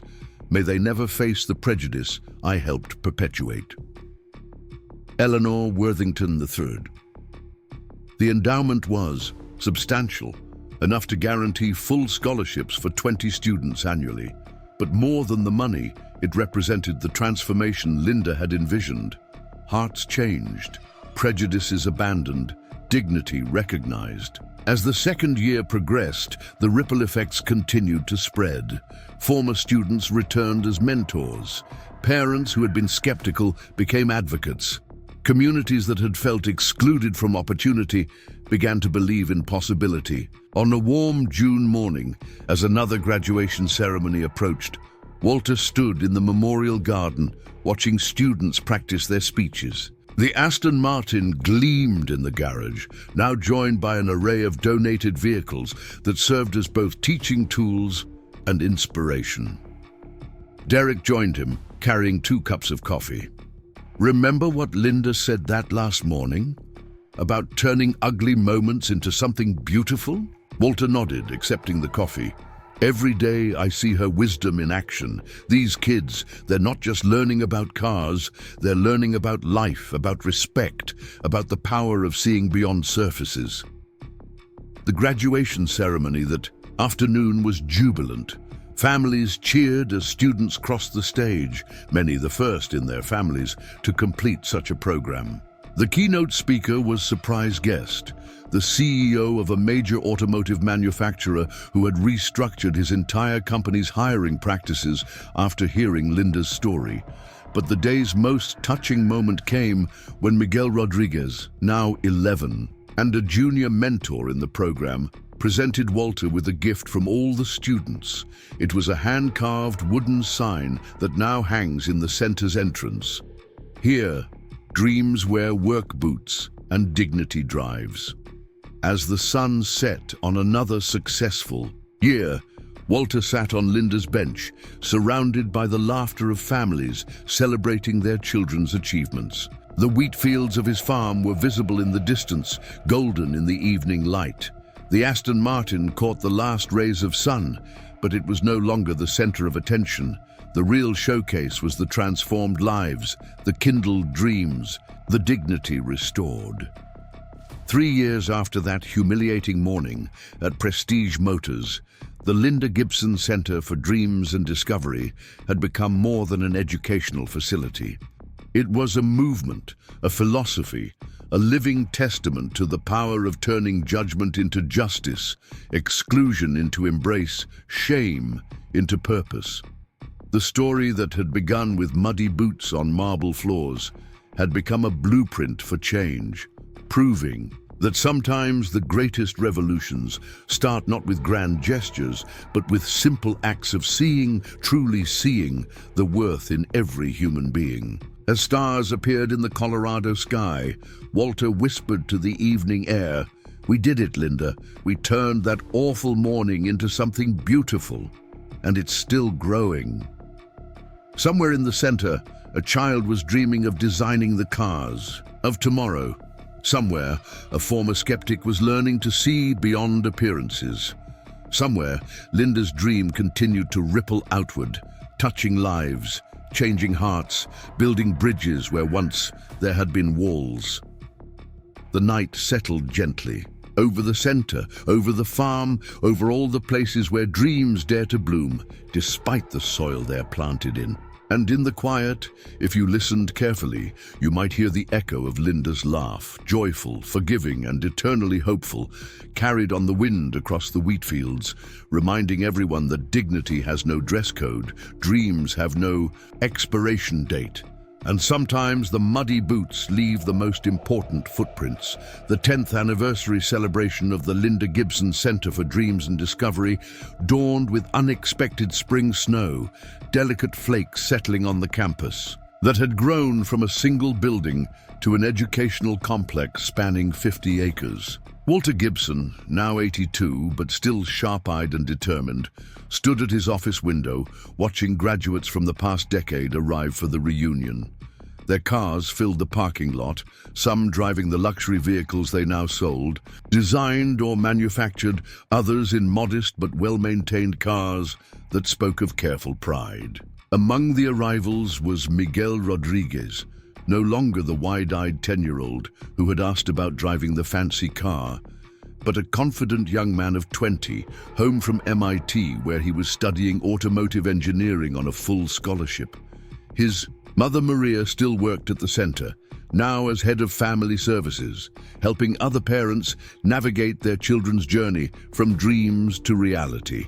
The morning ceremony began in the main auditorium, a space that hadn't existed in the original plans, but had been added in year 3 when the program's success demanded larger gatherings. Derek Mitchell, his hair now peppered with gray, but his enthusiasm undimmed, served as master of ceremonies. The former luxury car salesman had found his true calling as the center's director of student success, and his transformation remained one of the most powerful testimonies to Linda's vision. 10 years ago, Derek began, his voice carrying clearly through the space, a man in muddy boots walked into a showroom and changed everything. Not just for himself, not just for those of us who witnessed our own prejudice that day, but for thousands of young people who have passed through these doors. The video screens showed images from that first year, the construction of the original building, the arrival of the first students, the ribbon-cutting ceremony where Walter had struggled to speak through tears. Then came year after year of achievements. Students winning national competitions, launching businesses, earning patents, breaking barriers in industries that had once seemed impossibly distant. Rachel Torres stepped forward to present the impact report. Now Dr. Torres, having earned her doctorate in educational leadership while serving as the center's curriculum director, she commanded the stage with quiet authority. In 10 years, We've served 12,000 students directly, with another 50,000 reached through our satellite programs. Our graduates have a 94% employment rate in their chosen fields, with average starting salaries 40% above the national average for their peer group. But statistics, she emphasized, only told part of the story. The real measure was in the lives transformed, the cycles of poverty broken, the dreams that had taken flight despite circumstances that once seemed insurmountable. The surprise announcement came from Marcus Bradley, now in his 70s, but still commanding respect. Prestige Motors is being acquired, he said, pausing for the shocked murmurs to settle, by a consortium of our graduates. 5 young entrepreneurs who started their careers selling cars and now own dealerships across 3 states. They're implementing what they're calling the Gibson standard, where every customer is treated with dignity, regardless of appearance. The audience erupted in applause, recognizing the profound irony. The very business that had once embodied judgment based on appearance was now being transformed by those who understood the cost of such prejudice. As the formal program gave way to breakout sessions and reunions, Walter made his way through the campus, stopping frequently as graduates approached to share their stories. Elena Martinez, whose boutiques had grown into a national chain, showed him pictures of her own training program for disadvantaged youth. James Chen, the app developer whose diagnostic tool was now standard in repair shops nationwide, introduced his business partner, someone he'd met in the center's first coding class. The afternoon brought panel discussions where graduates shared their journeys. One session, titled From Mud to Marvel, featured students who had overcome the most challenging circumstances. Sarah Washington, daughter of a single father who worked 3 jobs, now designed safety systems for autonomous vehicles. Carlos Gutierrez, who had arrived in the US at age 12 speaking no English, had just been named lead engineer at a major automotive manufacturer. But it was the session on paying it forward that drew the largest crowd. Graduate after graduate spoke about how they were using their success to create opportunities for others. The Linda Gibson model had spawned similar programs in every state, creating a network of dream incubators that reached into communities long overlooked by traditional education. As evening approached, the anniversary gala filled the center's grand ballroom, a space donated by the local business community. In year 5, when the center's impact had become undeniable, the walls were lined with photographs documenting the journey. Walter's first visit to Prestige Motors, Linda's final days, the groundbreaking ceremony, and thousands of moments of triumph, large and small. The evening's keynote speaker was unexpected. Samantha Richards, the daughter of the security guard who had been ready to escort Walter out that fateful morning. Her father had quit his job the next day, ashamed of his role in the humiliation. He had spent the rest of his career advocating for dignity in customer service, eventually writing a book that became required reading in business schools. "My father never forgot that morning," Samantha said, her voice strong and clear. "He used to say that Mr. Gibson's muddy boots walked all over his assumptions and showed him what he'd been missing. When he passed last year, he left his entire estate to the center, saying it was the least he could do to honor both Mr. Gibson and Mrs. Linda." The announcement of the Carlos Rivera Memorial Scholarship brought tears to many eyes, including Walter's. The security guard who had once moved to remove him had become an unlikely ally in the fight against prejudice. As the formal program concluded, Derek invited everyone outside for a special ceremony. In the parking lot, illuminated by strings of lights that made the snow sparkle like diamonds, sat the Aston Martin, the original car that had started it all. But it was no longer alone. Surrounding it were vehicles representing every major automotive innovation of the past decade, many developed by center graduates. Tonight, Derek announced, we retire this car from active service. It's been driven by over 1,000 dreamers, teaching each one that excellence has no prejudice. But its message lives on in every vehicle here, every innovation our graduates have brought to the world. Miguel Rodriguez stepped forward, holding a specially designed cover. Mr. Gibson, we'd like you to do the honors. This car will be preserved in our new museum wing, but its spirit drives on in all of us. Walter's hands shook slightly as he drew the cover over the Aston Martin. The metallic fabric settled over the racing green paint, marking the end of an era and the beginning of something even greater. As he stepped back, the crowd began to applaud, the sound building until it echoed across the campus and into the snowy night. The celebration continued well past midnight, with graduates sharing stories, making plans, and reinforcing the network that had grown from one man's humiliation and one woman's vision. In quiet corners, deals were struck, partnerships formed, and new dreams took shape.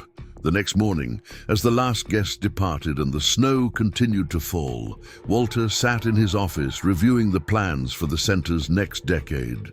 The expansion would include international campuses, a research division focused on sustainable transportation, and a leadership institute that would teach the principles Linda had lived by.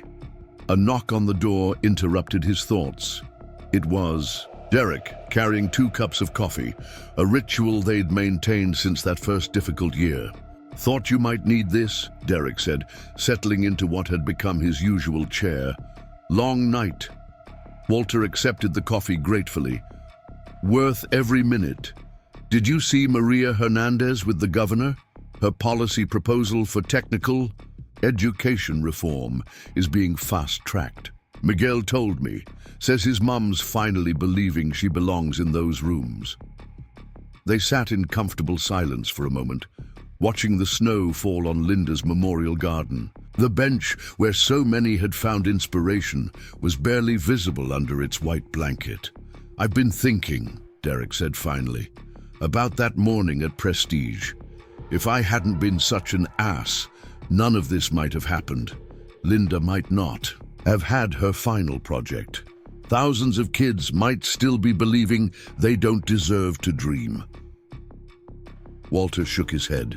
"Linda always said God uses everything, even our worst moments, for good if we let him.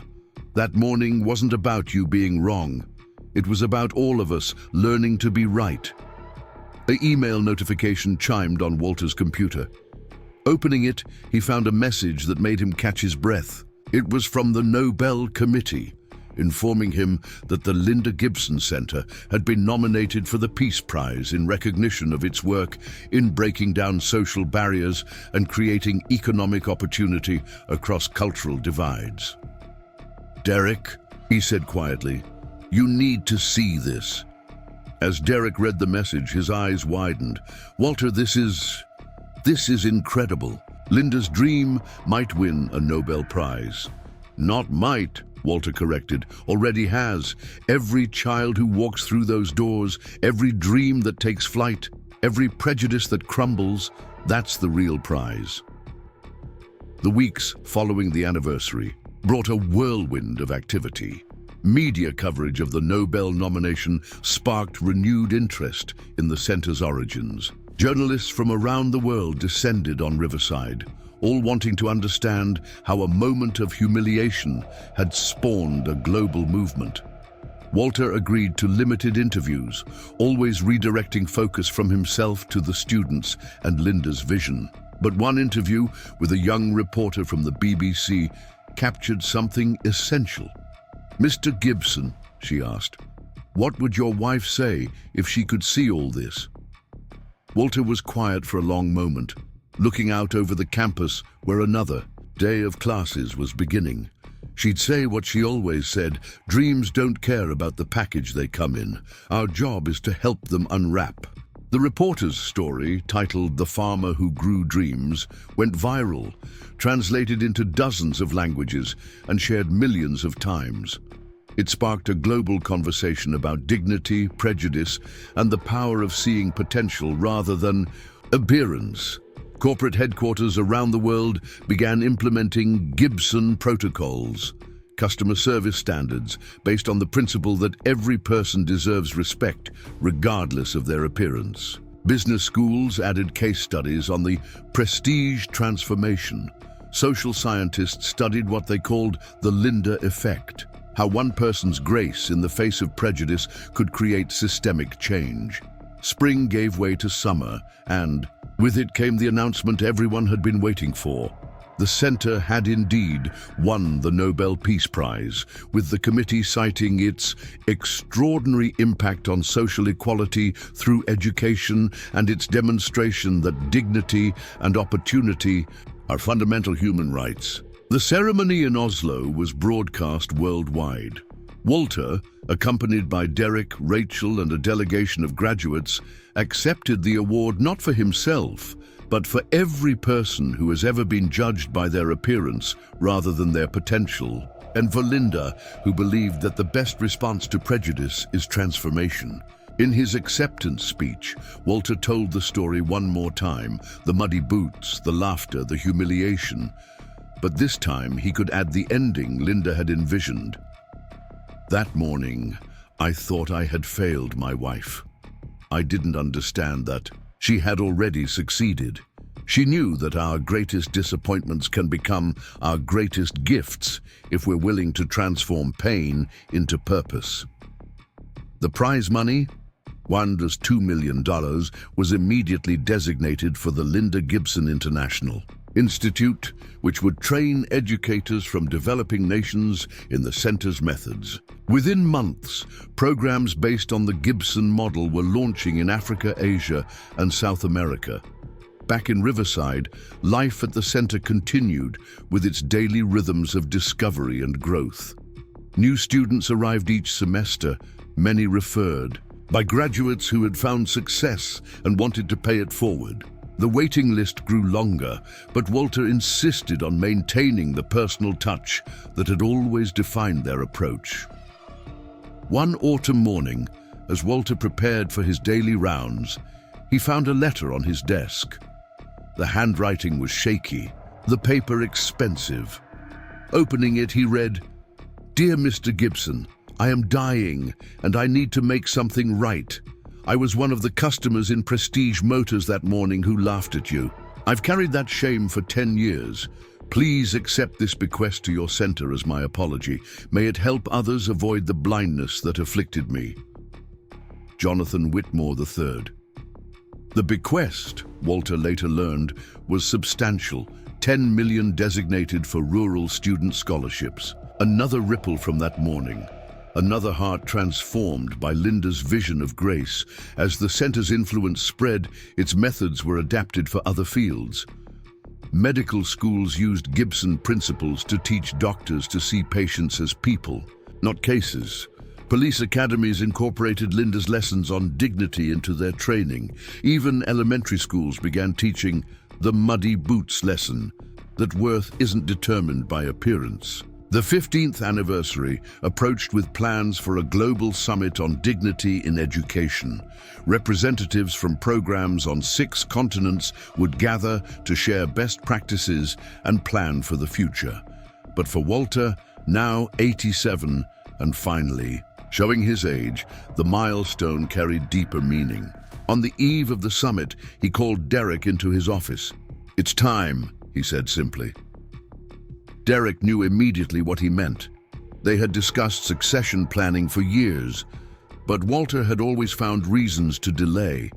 Now, with the center's future secure and its mission spreading worldwide, he was ready to step back.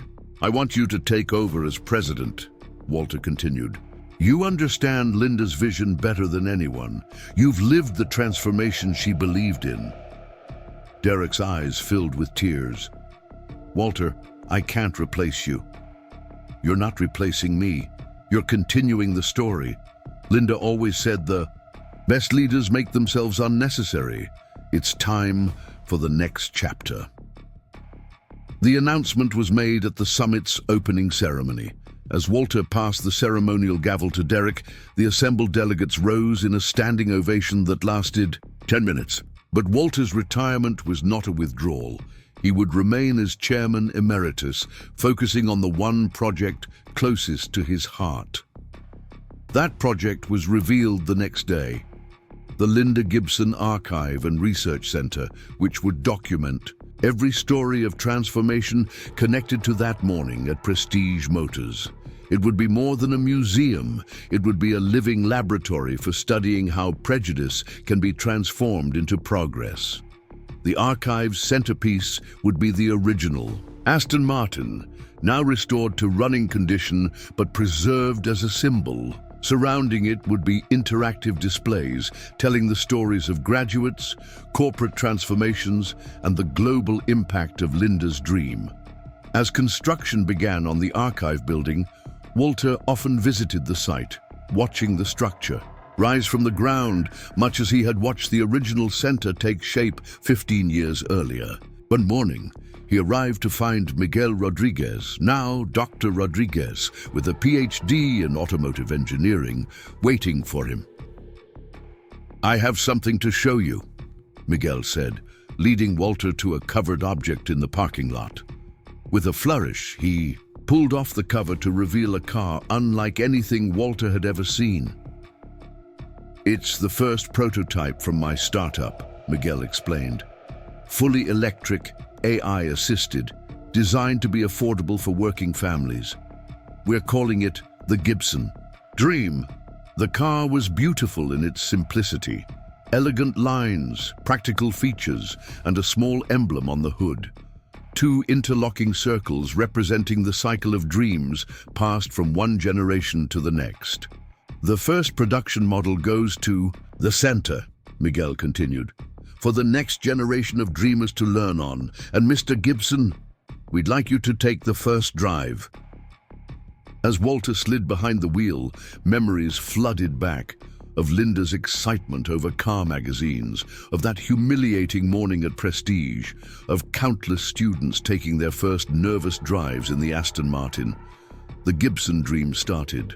Silently, its electric motor a whisper of the future.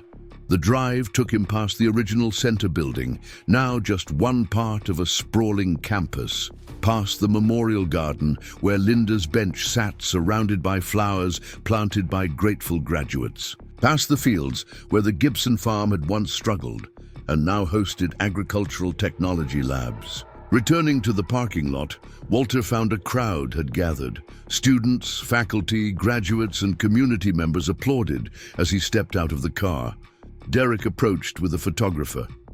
"One more for the archive?" he asked. The photo would become iconic. Walter Gibson, nearly 90, standing beside the car that bore his name, created by a student who had once asked if someone like him could ever drive something fancy. In the background, barely visible, was the building where the Aston Martin waited, its job done, but its legacy endless. That evening, as the summit concluded with a gala dinner, Walter gave what he announced would be his final public speech. The audience included dignitaries, educators, and students from around the world, but he spoke as if addressing old friends. 15 years ago, I walked into a car dealership looking to fulfill my wife's dream. I left humiliated but not defeated, because Linda had taught me that setbacks are just setups for something greater. What we've built here isn't about cars or even education. It's about the radical idea that every human being deserves to dream and to be seen as worthy of those dreams. He paused, looking out over faces representing every continent and countless stories of transformation. Linda used to say that dreams don't expire, they transform. She was right. That morning at Prestige Motors, a dream transformed from one woman's wish to ride in a fancy car into a movement that has touched millions of lives. But here's what I've learned: transformation never ends. Every graduate who mentors a struggling student, every company that chooses dignity over discrimination, every child who learns to see worth instead of appearance, they all continue Linda's work.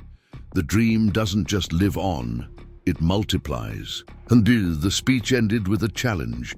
Don't just remember our story. Write your own. Find the muddy boots in your world and recognize the dreams they carry. Transform judgment into justice, exclusion into embrace, prejudice into possibility. That's Linda's true legacy, and it belongs to all of us now. As applause filled the room, Walter made his way to the exit, accompanied by Derek. Outside, the night air was crisp with approaching autumn. The campus lights twinkled like earthbound stars, illuminating pathways where tomorrow's dreamers would walk. "Think we did it right?" Derek asked, echoing a question they'd shared many times over the years. Walter smiled, remembering Linda's last sunrise, her faith in transformation, her insistence that beauty could emerge from ugliness if given the chance. "We did what she asked. We turned an ugly moment into something beautiful. The rest is up to them now." They stood in comfortable silence, watching as guests streamed from the gala, their conversations animated with plans and possibilities. Somewhere in the crowd, a young woman from rural Thailand was explaining her automotive design ideas to a CEO from Detroit. A teenager from inner-city Chicago was exchanging contact information with an engineer from Germany. Dreams were connecting, multiplying, transforming. As Walter prepared to leave, a small hand tugged at his jacket. He looked down to find a girl of about 8, wearing a dress that had been carefully mended and shoes that had seen better days. "Are you Mr. Gibson?" she asked. "I am. And who are you?" "I'm Sophia. My mom cleans offices downtown. She brought me tonight because she says I like to draw cars, and maybe someday." She trailed off, suddenly shy. Walter knelt to her level, his joints protesting but his heart full. "Maybe someday you'll design cars that change the world." Sophia's eyes widened. "Do you really think I could? I know you can. Want to know a secret?" He leaned closer. "The best dreams often start with maybe someday, and the best dreamers, they wear whatever they need to wear to get the job done." As Sophia ran back to her mother, Walter straightened slowly. Derek offered his arm for support, but Walter waved him off, standing tall one more time to watch the next generation of dreamers scatter into the night, carrying Linda's legacy into futures yet unimagined. The drive home took him past Prestige Motors, now under new ownership and proudly displaying a bronze plaque by the entrance. On this site, prejudice was transformed into purpose. All are welcome here. The showroom windows revealed the latest models, but also something new, a children's play area where young visitors could sit in specially designed minicars and dream of the future. At the farmhouse, Walter sat in Linda's favorite chair, looking through the photo album they had started. So many years ago, the magazine clippings of luxury cars were still there, yellowed with age. But now, they were interspersed with thousands of other images. Graduates in caps and gowns, ribbons being cut at new centers, children's drawings of impossible vehicles, newspaper headlines in dozens of languages. The final page held Linda's last note, written in her shaky handwriting during those final days. "Walt, my love, remember, it was never about the car. It was about believing we deserved to dream. Help others believe too." As Walter closed the album, his phone chimed with a message from Derek. Tomorrow's enrollment includes students from 47 countries. The Gibson Dream production line starts next month. Miguel says the first 1,000 cars are already sold. Linda's ripples have become waves.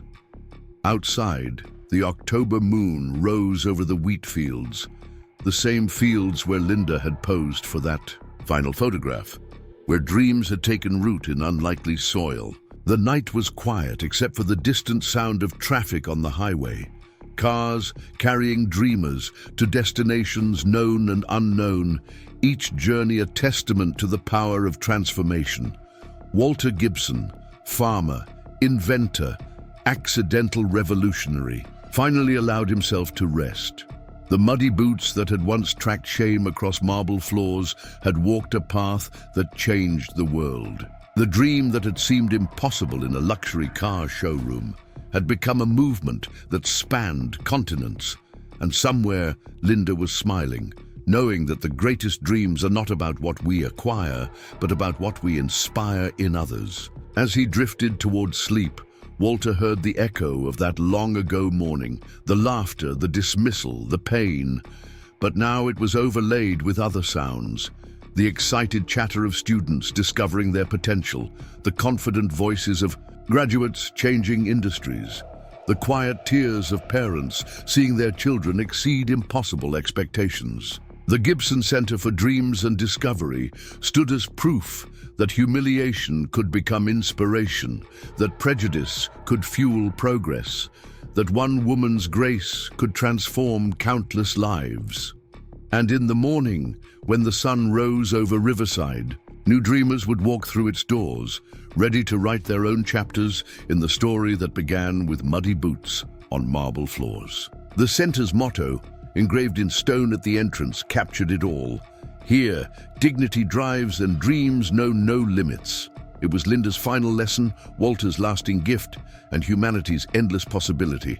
A reminder that every person who dares to dream deserves respect, and that sometimes the most profound revolutions begin with the simple act of seeing the worth in everyone who walks through our doors. As the night deepened and Walter's breathing steadied into sleep, the Aston Martin sat silent in its display, its racing green paint holding the reflections of all who had sat behind its wheel. But its true legacy lived on in the thousands of hearts it had helped transform, in the prejudices it had helped dismantle, and in the dreams it had helped launch into reality. Tomorrow would bring new challenges, new dreamers, new opportunities for transformation. But tonight, in the quiet of the Colorado countryside, Walter Gibson could rest, knowing that Linda's dream had been fulfilled beyond their wildest imagination, not in a single ride in a luxury car, but in a movement that would continue long after the last person who remembered that morning in Prestige Motors had passed on. For dreams, as Linda always said, don't expire, they transform. And in transforming, they transform us all. Up next, you've got two more standout stories right on your screen. If this one hit the mark, you won't want to pass these up. Just click and check them out.